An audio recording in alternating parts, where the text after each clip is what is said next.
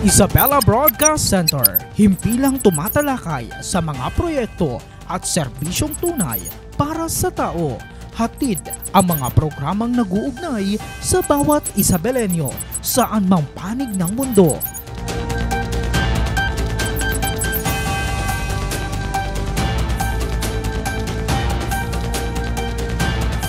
Delivering in-depth, trustworthy, and objective news. Dito ka, konektado. Magandang hapon, Isabela. Welcome sa panibagong edisyon ng ating palatuntunang Isabela Connect ka dito. Kasama nyo pa rin ang inyong lingkod, ang resident broadcaster ng Provincial Government of Isabela, Ezekiel Kilang.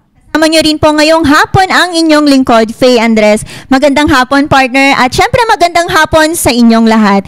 At sa bawat pag-ikot po ng panahon, patuloy ang ating laban para sa isang malinis at ligtas na komunidad. At ngayong hapon, isa na namang napapanahong usapin ang ating tatalakayin. Tama ka dyan, partner, no? Ngayong hapon nga, tatalakayin natin ang tungkol sa mga isyong pangkapaligiran na direktang nakakaapekto ho yan sa ating buhay. Partner, bago ho ang ating pagtalakay sa usapin, kaugnay sa pangkapaligiran, kumustahin muna natin ang ating bisita ngayong hapon.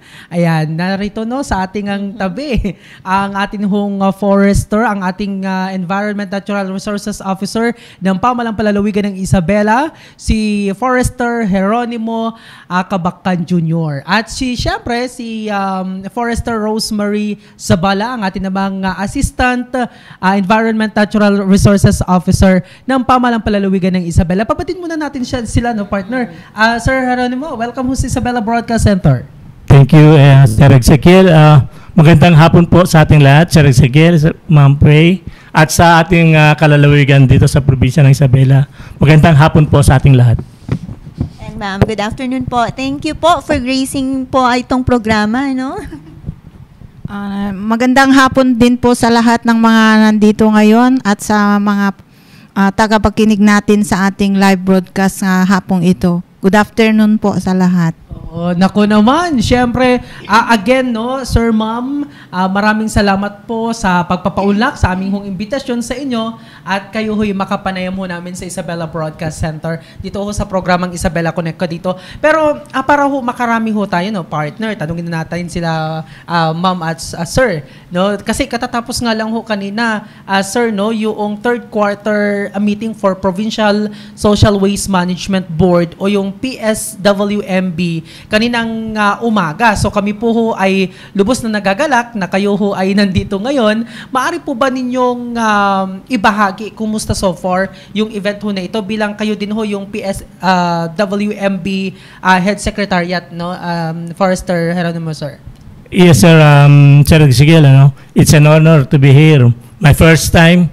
At tama po kayo, just this morning, we have conducted third quarter Provincial Solid Waste Management Board at ito po ay dinaluhan ng iba't ibang miyembro coming from the all over Isabela po.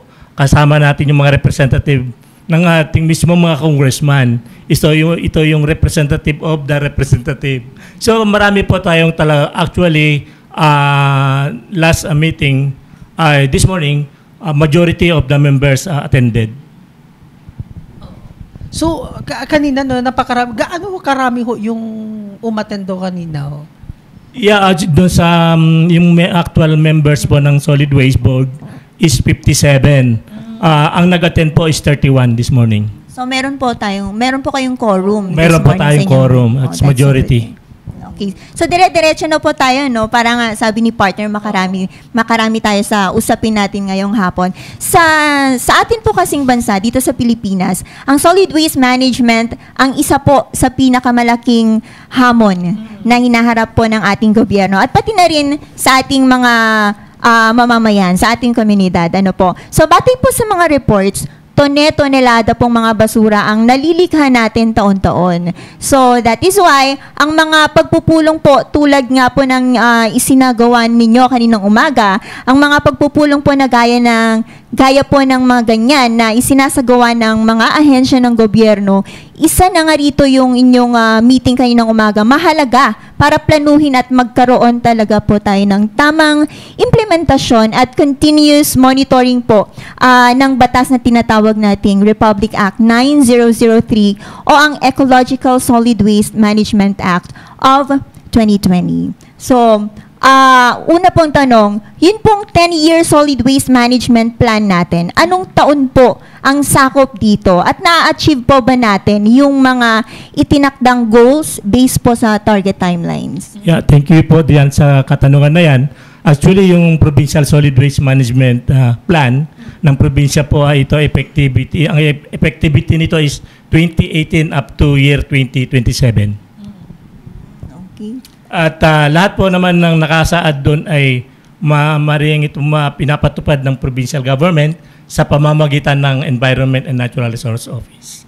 Pero kapag ganito kasing din na partner, no? Kapag ganitong may mga 10-year plan, kahit ano bang plan yan, usually may mga kalakip ka dyan na mga goals. Kumbaga. Long term kasi yan, partner. Long term. So may sineset talaga silang goals para ma-achieve yung True. Yun yung sabi ng mga millennial. True. Pero ano po ba yung mga goals? Para maaari po ba ninyong, Ma'am Rosemary, no, paki-explain para higit na maintindihan ng ating mga kababayan, yun pala yung goals, ayun pala yung target timelines din natin.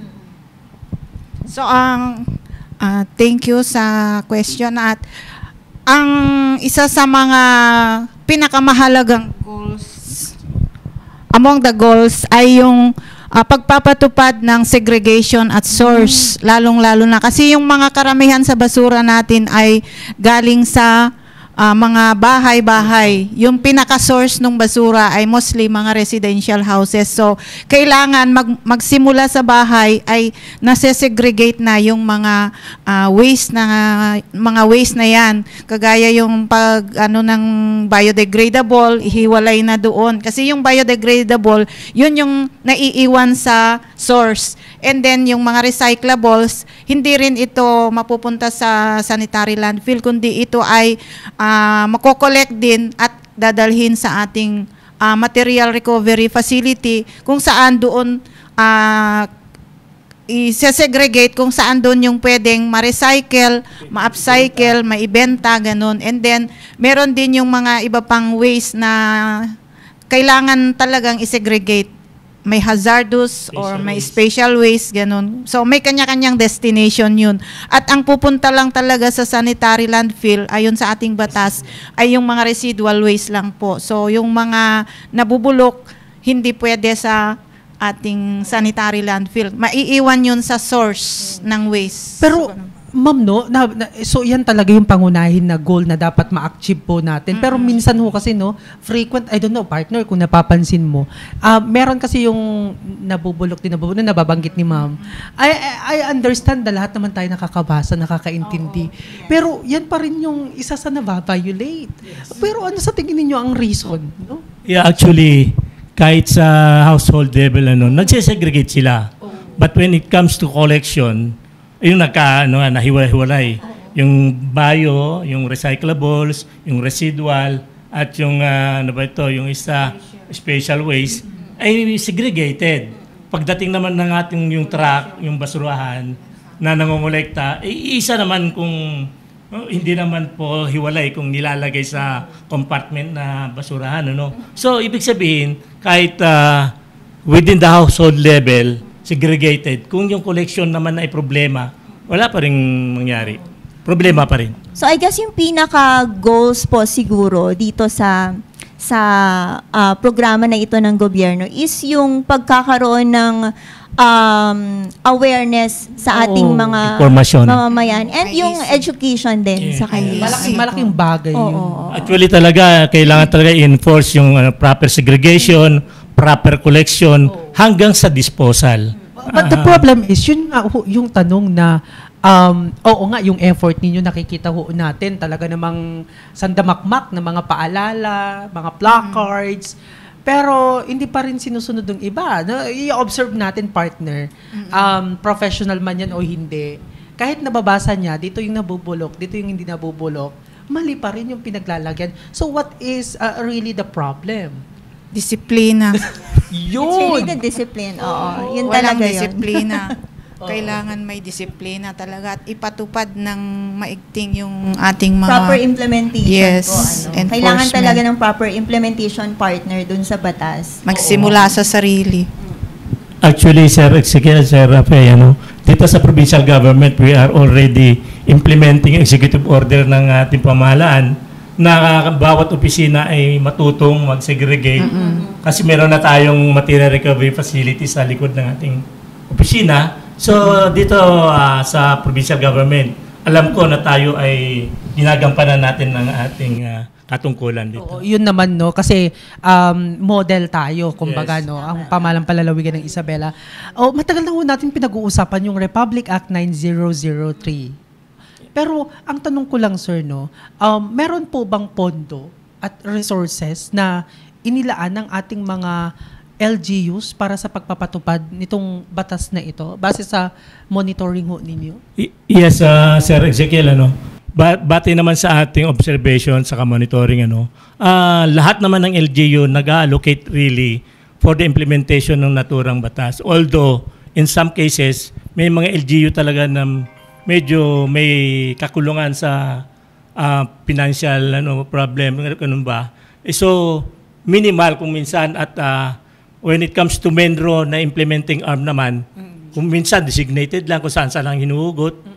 At the same time, wala pang tao. Yung MENRO siya na rin yung namamahala sa isang opisina.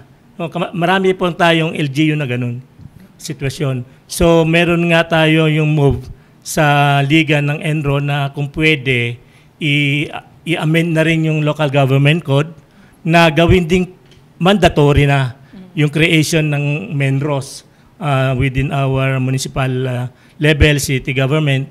Kasi sa ngayon, optional pa rin under the local government code. So given the fact po na well-funded nga naman po itong programa na ito, itong batas na ito, so ilan po sa ating mga LGUs, sir, ang sumusunod po dito sa tinatawag nating mandatory segregation or paghihiwalay ng basura? Meron po ba tayong monitoring? May record po ba tayo kung ano-anong mga LGUs or ilan po sa ating mga LGUs dito sa probinsya ng Isabela ang sumusunod? Oo. And in addition, no, kung sakaling meron, that's good. Kung sakaling wala, nakakalungkot yun. And kung Nakaka-alarma, wala, partner. Oo, nakaka-alarma. Hindi nakakalungkot, Nakakalungkot. Siyempre, masusundan niyo yun, no? And just in case, may matuklasan ho kayong LGU, kumbaga, na hindi sumunod sa mandatory segregation. Ano yung sanction? Yeah, actually, sa mga LGU naman, sa mga city government, municipal government, may mga ganun na nangyayari. Although doon sa household level, may segregation. Pero sa monitoring ng opisina, pagdating doon sa sanitary landfill, may nakikita kaming tendency na nandun din, hindi na segregated. So, sama-sama pa rin bio, recyclables sa isang sanitary landfill. At dito po natin sinusulatan ng mga local chief executive na pinapaalam sa kanila na ganito yung nangyayari sa kanilang sanitary landfill. So, sir, ano po kaya sa tingin niyo yung dahilan? Bakit meron po tayong mga local government units or LGUs na hindi po nakakapagpatupad nitong tinatawag nating mandatory segregation? So sa tingin po ba ninyo, ano yung mga challenges na na-experience nila? Siyempre po may mga factors din sila kung bakit hindi nila naipapatupad ng maayos itong mandatory segregation. Yes, ma'am. Most often, ang problema talaga yung manpower. Yung power talaga implementing Kulangan such sa tao activity. po, Yeah, no? po, oo. That's why kailangan din ng kooperasyon ng ating mga kababayan. Yes, yun talaga ang dapat talaga na unahin natin. Yung disiplina sa ating mga kababayan para na sa ganun ay makatulong sila sa gobyerno. Oo. Oh, okay. So, basta, ano lang naman, baka kasi ma-misinterpret nila, no? Sa Isabela, ay, ang dami palang mga LGUs yung hindi sumusunod. But in fairness, gaano ho karami yung mga bayan na sumusunod naman sa mandatory segregation? Actually, kung titingnan mo yung datos, lahat naman Ala. gumagawa ng segregation. Meron lang kasi tayong monitoring na periodically may monitoring opisina binibisita nila po yung ating mga sanitary landfill. At yun nga, pag may natuklasan sila na hindi maganda ang kanilang implementation, ito po ay kay ating pong bibigay alam sa mga local chief executive for their information. In action, of course. Oh, baka may gusto idagdag si Ma'am Rose. Gusto ko lang idagdag, Sir Ezekiel at Ma'am Faye, yung sa ating probinsya, meron po tayong 22 sanitary landfill na operational. So, almost yung 36 na municipalities and cities ay ano na. At meron din tayong 6 na residual containment areas. Kasi kapag wala ka pang SLF, dapat meron kang RCA or yung residual containment area. At 8 sa ating mga LGUs ay nakamowa sa City of Kawayan para sa kanilang disposal area. Kasi wala pa silang talagang ano. And then yung mga barabarangay, required din na magkaroon ng kanya-kanyang MRF. So although hindi pa lahat ng mga barangay sa province natin ay may MRF, pero at least meron silang mini MRF yung iba na ito ay ginagamit na temporary temporary station area ng mga basura nila, containment area nila. So, pero when it comes sa MRF, ma'am, no, tanong ko na rin. Kasi sa monitoring ho ninyo, sapat or may mga sapat ho bang mga nakadeploy na mga or nakakalat na material recovery facility ho ng iba't ibang mga bayan? Yes sir, kasi yung sa mga napuntahan ko ng mga LGUs, meron yung lahat ng barangays nila ay may MRF, pero hindi lahat ng purok. So yung iba naman wala yung per barangay, pero meron silang centralized MRF sa designated na lugar, na hindi lahat ng barangay meron, pero meron central na pwede nilang gamitin yung mga wala pang So paano po ito, sir, paano po ito na monitor ng board? Oo, ng board. Kasi parang nakikita natin, sir, no, ang ENRO, yung tanggapan ho ninyo, very active talaga. But when it comes sa board? Yeah, actually yung board naman kasi more on policy naman ito. Ang opisina talaga naman ng ENRO as a technical arm, siya naman talaga yung nakatutok. At madagdag ko na rin, sir, ma'am, yung regarding the MRF, actually ang Environmental Management Bureau ay nag-allocate ng 6 MRF worth 300,000 each sa piling bayan lang dito sa probinsya ng Isabela. At ang isa ay na-station sa ating hospital. Sa ENRO. At sa Mabalikan ko lang kasi kanina may nabanggit kayo, may mga bayan, 8 bayan na nakamuwa sa City Local Government of Kawayan. So, what do you mean po na may nakamowa sa Kawayan? Para po mas maintindihan ng mga tagapanood po natin. Kasi po yung 8 bayan na yun, wala pa silang sanitary landfill. So, ang pagtatapunan muna nila, yung mga residual waste nila ay sa City of Kawayan through Memorandum of Agreement. So, sila yung tumatanggap. Sharing, so kumbaga, paano yung responsibilities naman? Kasi, for example, I don't want to mention mga pangalan, lugar na di masarsarakan, kumbaga, no? Naka-join sa Kawayan, nagtapon doon, pero wala, meron po ba siya after mga pong natapon, responsibilities? doon na po nag-e-end yung kanilang responsibility or ano po? Paano po yung responsibility nila after that? Yes, regarding that MOA, no? Ang mangyari kasi dyan, pag ako nag-accommodate ng mga residual waste coming from other LGUs, may tipping fee yan. May binabayaran sila. Magkano naman, sir? Depende na sa kanilang MOA yan. Depende sa nilalaman ng MOA. Of course. Depende kung magkano per ton. Depende sa dami. Sa dami. Okay. Apo. Kasi that is also one way of how to manage yung sanitary landfill of a certain LGU. Buti naman walang nagre-reklamo na baka pwedeng sa amin lang, kami lang muna. Parang ganun, wala naman. Open naman po sila, sir. Actually, hindi naman lahat ay kailangang accommodate kasi kailangan i-consider din natin yung lifespan ng sanitary landfill. Kasi the more na mag-enter tayo into MOA, panandalian lang ang buhay ng ating sanitary landfill. So, mamroblema na naman tayo in the future. Sir, ma'am, tungkol naman po sa ating mga kasamang mamamayan, dito lalo na po dito sa Isabela, for public engagement, paano naman po mas mapapalakas ng board ang public awareness at education? Yun nga po yung binabanggit natin kanina, ang pinaka-goal po ng batas na tinutukoy natin ngayon is yung public awareness at education po ng ating mga mamamayan. So, paano po natin mapapaigting o mapapalakas yung public awareness at education para mas maging masunurin po at disiplinado yung ating mga kababayan sa tamang pagtatapon at sa segregation po ng mga basura?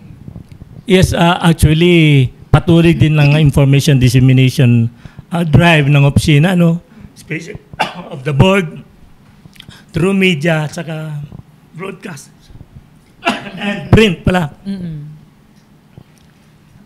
Yun. Oo. So, yun talaga yung kailangan. Napagod na kasi si Sir kanina pa Kanina umaga pa actually si Sir. Anyway, you can Sir, drink water naman while baka nakaialala. Uy, siya nga ho pala, may good news, para sa mga akawani. Hopefully, nakuha na yung mga natin. Yung medical allowance. Di ba? Congratulations. May pa-good news si Sir. May pa-good news kasi nasamit si Sir kanina. Di ba? Parang because of that. Yeah. Pero ako nga din kanina muntik nagparamdam na po, Sir Imoy. But anyway, thank you kay Sir Joshua Hapinat for sharing itong medical allowance. Going back, yung natin, yung tawag mo natin, i-check muna natin yung sige. Sir, you can, yung water. Thank you. Para nang sa ganun As a counterpart matanong ko lang, as a counterpart ng mga every citizen, mga mamamayan natin, tulad namin, ni partner, ano yung mga pwede naming gawin o gawin ng mga ordinary citizens upang makatulong sa pagpapababa ng volume ng basurang nakokolekta, halimbawa yung composting o yung ngayon. Ano po yung mga dapat na gawin? So, meron mga simpleng pwedeng gawin ang ating mga mamamayan, kagaya ng mag-segregate sa kanya-kanyang bahay. And then, yung mga kailangan i-compost, mag-compost na din at gagamitin din naman ito para sa pagpapataba ng mga tanim. At yung mga pwedeng ibenta, kolektahin at ibenta sa mga junk shop o sa mga facility na magre-recycle, kagaya yung dito sa atin. Katulad dito, ma'am, yung pinapakita natin yung yan ay mga sa board tarpaulin. Meeting. Oo. Tarpaulin, yan yung isa sa topic kanina na transforming waste into useful products. O kunwari yan, yung mga damit. Tarpaulin. Yan. Mga ukay-ukay na tinatawag. Ukay. So, yung mga may mga pantalon na hindi gagamitin, pwede nyong i-donate at gagawing bag. Yan, mga tarpaulin. Conversion of waste materials into new products. From waste to useful products. So, pwedeng ibinebenta daw yan ng 200, ganun. May 50, may 100. Depende sa klase nung product na sabi ko nga, ma'am, sir, and partner, kanina, yun sa meeting, nakakatulong ka na nga sa kalikasan, sa environment, makakatipid ka pa, makakatulong ka pa sa, yung magbebenta. Income resources. May income din sila. Yes. So, ma'am, at saka dagdag ko na lang para mas lalo nating mapalaganap yung pag-reduce ng ating waste. Kung pwede, kung maaari lang, iwasan na natin gumamit ng plastic. Yan talaga ang culprit kasi tingnan mo na lang sa Manila, Metro Manila. Pagka bumaha, talagang nakalutang yung mga plastic. Yun yung mga nagka-clog talaga sa mga so kung maaari talaga, iwasan natin yung paggamit ng plastic. I believe meron tayong mga towns na dito na talagang bawal na ang mga supot, San Mateo. partner. Yes. San Talagang Mateo, pinapatupad nila na hindi na pwede ang mga plastic or mga supot sa mga pamilihan. Oo. Siguro yung mga viewers natin, sir, tatanungin nila, paano naman ako mamamalengke kung walang plastic? Basket. Magdala ka ng basket. Yung mga traditional. So, sa opisina po, Eco mayroon bags. kaming panindang mga basket made of rattan na pwedeng gamitin sa pamamalengke. But nowadays kasi, ma'am, sir, and partner, aesthetic daw. Aesthetic Masyadong na. high-tech. Oo. Which is Going back to Oo. traditional dapat. Oh, yun. Tama back to yun. No, going back to traditional. their traditional. Eco-friendly, O, ano pa ba yung mga gagawin natin, sir? Kunwari, plastic sa pamamalengke, may basket. Ano pa ba yung mga bagay-bagay na nakakapag-produce tayo ng mga plastics? Mga products ba, partner? Siguro yung ano, no, yung mga anak natin, instead na bibili ng mga kung ano-ano, yung tubig, yung ice water. The bottle. green tumbler The na water. yun. Kanya-kanyang Tumbler na lang. Oo. Learn na lang. May mga schools din partner na instead na hindi sila nagtitinda ng ng bottled water, yung mga mineral water na naka-plastic bottle talaga. Meron silang provided na water dispenser. Oo. And then yung mga students, yung mga estudyante, may kanya-kanya silang tumbler so that hindi na sila gagamit ng plastic bottle. Dito sa provincial capital, inspect natin lahat. Dapat may tumbler. Nako, magkakaroon ng mandatory inspection. Naku, kailangan ko ng buhayin yung aking tumbler. kailangan Aside ata- from waste ng Capitol, dapat yung compliance din natin sa sinasabi natin. Dapat hindi lang po sa sa Capitol, sa Dato. lahat ng lahat Model ng muna ahensya. sa Capitol, ma'am. Oo, But in simulan fairness na. naman sa provincial government of Isabela, sa pagdating ko dito, no, since last year lang, yung pagkain nila may mga May kanya-kanyang- may kanya-kanyang silang plato na Oo, talaga, baonan. baonan. And Dati spoon. kasi, hindi naman dito, no, nakasanayan na natin yung bibili ng pagkain naka-plastic. Di ba? Naka-styro. Oo, naka-styro. So meron na rin talagang educated na rin sila, nagdadala na sila ng mga utensils. So you're na. planning na magkaroon na rin ng surprise inspection? Parang ganun. In addition dun sa mga waste, dapat yung ibang Nako, sa compliance mga din nanonood natin. na dyan. Mag-ready na kayo, ha? Initiative. May random inspection. Bring Okay. your own tumbler. Opo. So, ma'am, I believe in every town or city po, talaga namang malaking challenge sa kanila itong monitoring sa batas na RA 9003 or yung sa mandatory segregation nga po. At syempre, we know na may kanya-kanya po silang diskarte kung paano po nila mapapalawig yung pagsunod dito para magawa nila ito properly and consistently. So, may mga identified LGUs po ba kayo na mayroong mga best practices sa pagpapatupad po ng waste segregation? Would you mind to share them with us po? Yeah, for one, ma'am, yung LGU ng San Mateo, matagal na itong nagpa-practice ng bawal yung paggamit ng plastic. At in history, ang bayan ng San Mateo ay awardee pa regarding this practice. At ang bayan ng San Mariano, meron na rin silang batas, ordinansa na pinagbabawal talaga ang paggamit ng plastic. So, And of course, yung recycling na halos common na sa bawat LGU. Through NGOs, mga organizations, gano'n. Marami na recycling tayo. sana sumunod na rin yung ibang mga bayan, Oo. partner, para naman mas makatulong tayo sa environment. Oo. Ano pa ba po yung Kasi, ito na naman, I believe na naman tayo, partner eh. Oo, Sa inyo hong totoo. pag-iikot, sir, ma'am, no? Kasi, pinagmamalaki ito talaga yung enro natin dito sa Isabela. Kasi, makikita mo yung mga activities nila, partner. Very active. Oo, very active. Kulang na lang gusto ko nang sumama sa kanila araw-araw para naman nang sa ganun makita natin. Ano naman Pwede, po sir, yung pwede. ano pa po yung mga, di bawin nyo na lang. Hindi biro lang. Ano pa po yung mga best practices ng mga na nasisilip po ninyo sa iba't ibang mga bayan? Para naman, for example, may mga nanonood ho sa ngayon, pwede nilang i-adapt. When it comes sa waste management.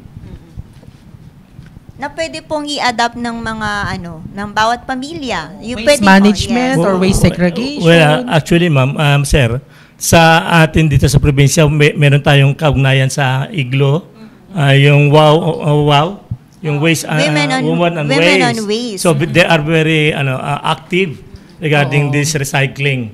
At nakatutok na rin sila kung paano gumawa ng charcoal briquettes. Yan. So, na galing din sa tulong ng opisina ay natuto rin sila. At yun na ang pinapalaganap sa buong Isabela, lalo-lalo na sa miyembro LGU. Kasi hindi naman po lahat kasi ata ay member ng IGLO.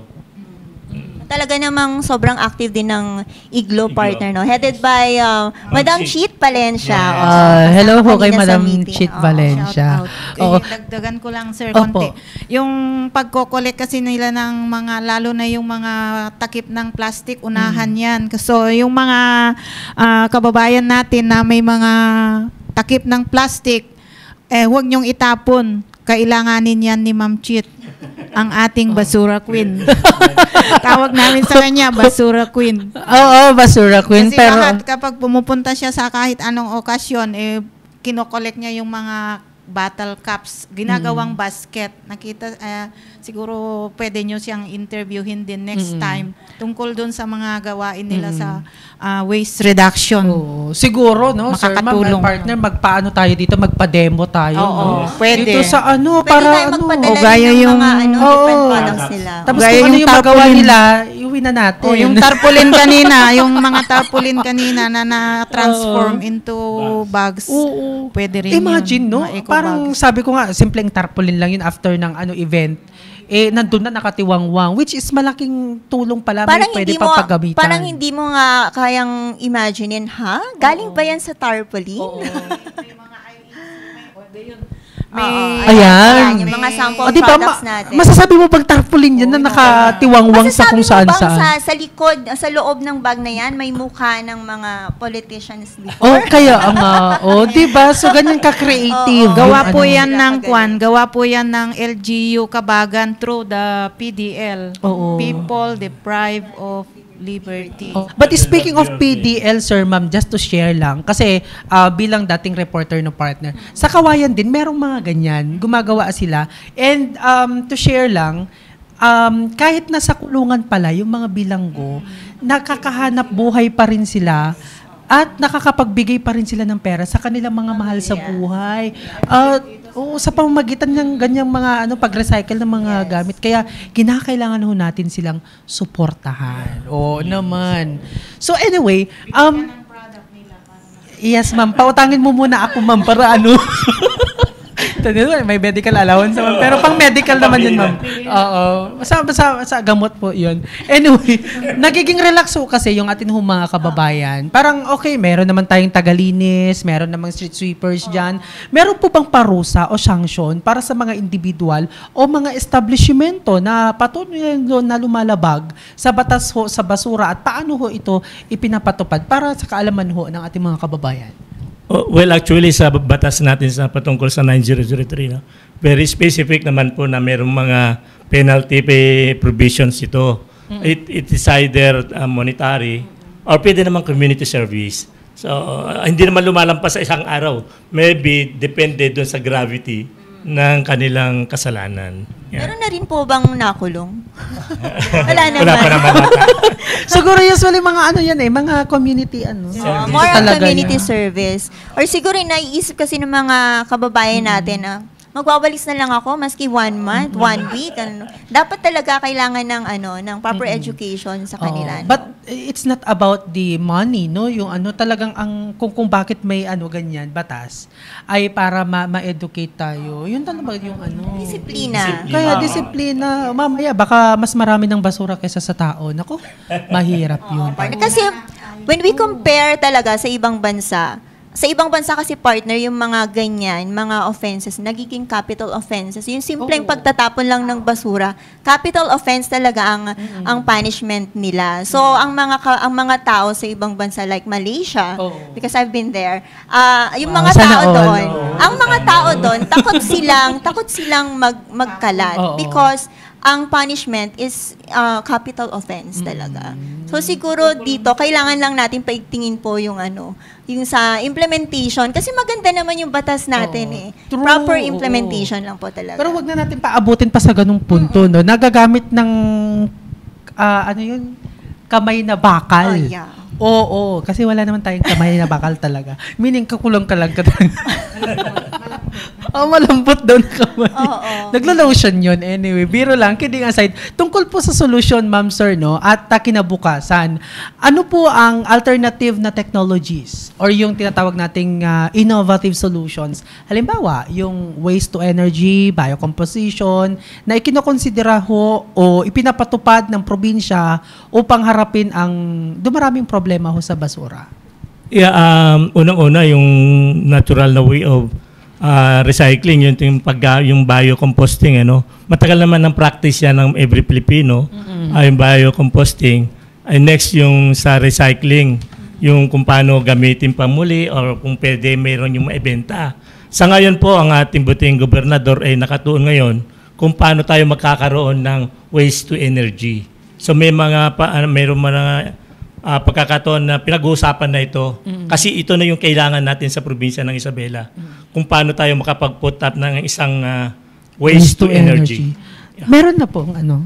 Sa ngayon wala pa tayo sa we have that in Kawayan before. Although hindi ito naging tuloy-tuloy yung operation. So hindi naging consistent. Hindi Waste ito to energy. Magandang na-maintain. ma-discover yung ganun waste to energy. Kailangan sigurong buhayin Oo. din sa Kawayan. Ano, para Maybe kailangan lang baguhin siguro kung yung pagpapatagbo Oo. ng naturang planta. ano po kayo naging problema dun, sir? Bakit siya nag-stop?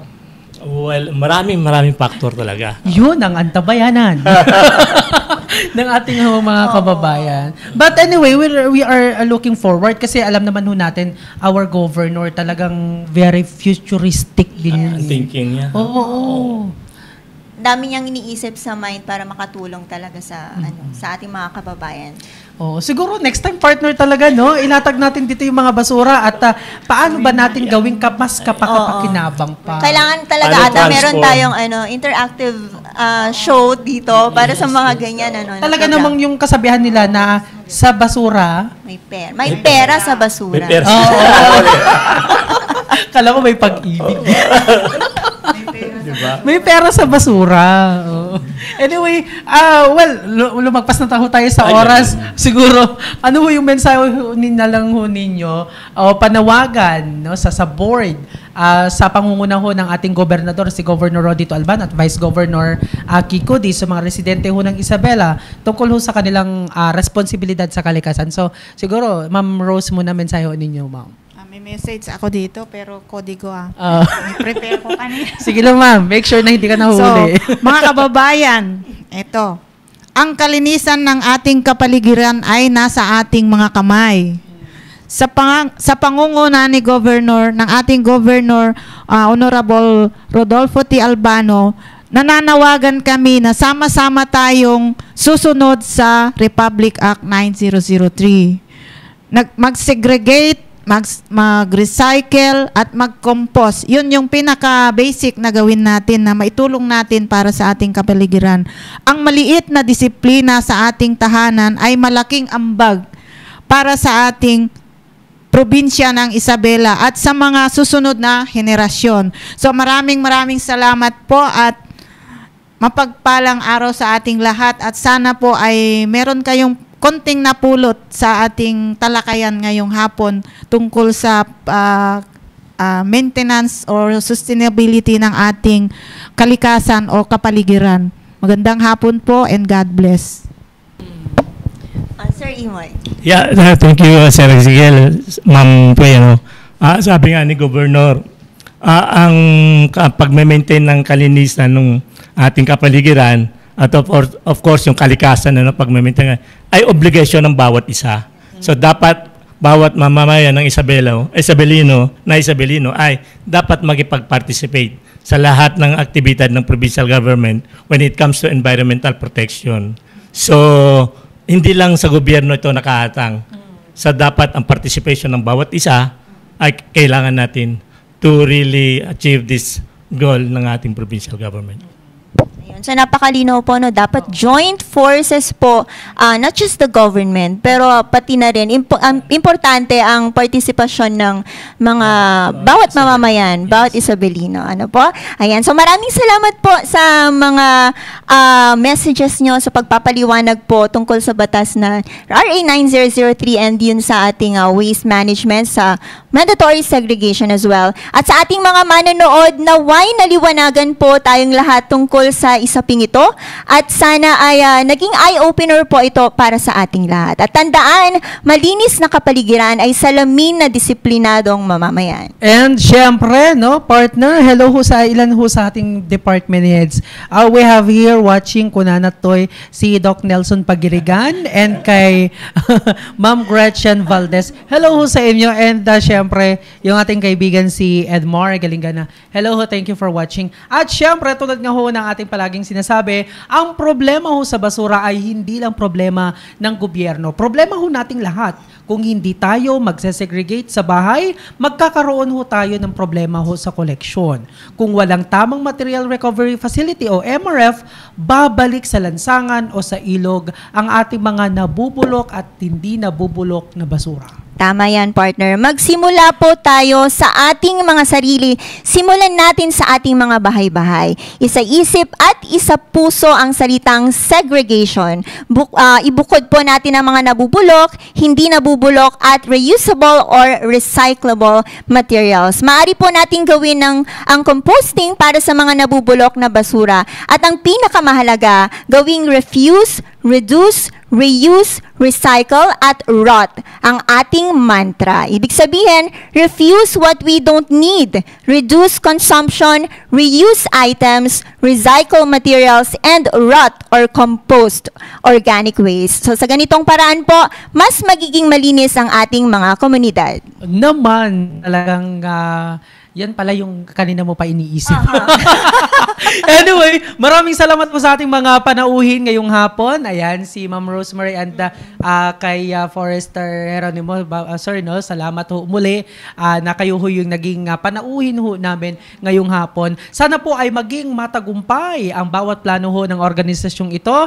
Ang PSWMB, yung board ho natin sa pangunguna ng ating mahal ho na Gobernador, Rodito Albano, upang maisakatuparan ang mga layunin ng batas ho na Republic Act 9003 at upang patuloy na maging matiwasay, malinis at maayos ang ating komunidad. Tama po. Maraming salamat sa lahat ng tumutok sa ating programa ngayong araw. Abangan muli ang susunod na edisyon ng ating palatuntunang Isabela Connect ka dito tuwing araw ng Martes at Biyernes sa parehong oras. Don't forget, syempre, to like and follow our Facebook pages, Isabela PIO, to keep you updated, guys, sa mga mahalagang impormasyon at kaganapan dito sa lalawigan ng Isabela. Sama-sama nating tangkilikin at ipagmalaki ang ating mahal na probinsya ng Isabela. Ito po ang inyong lingkod, Faye Andres. Naman. At syempre tayo po ay maging mapagmatyag at maging mabuting mamamayan para ho sa ikakaunlad ng ating probinsya at ng ating bansa. Sa ngalan naman ho ng aming Provincial Information Officer na si Atty. Elizabeth Binag at ng Isabela Broadcast Team, ako po ang resident broadcaster ng pamahalang palalawigan ng Isabela, Ezekiel Kilang, na nagsasabing, Etam nga na! Maraming salamat.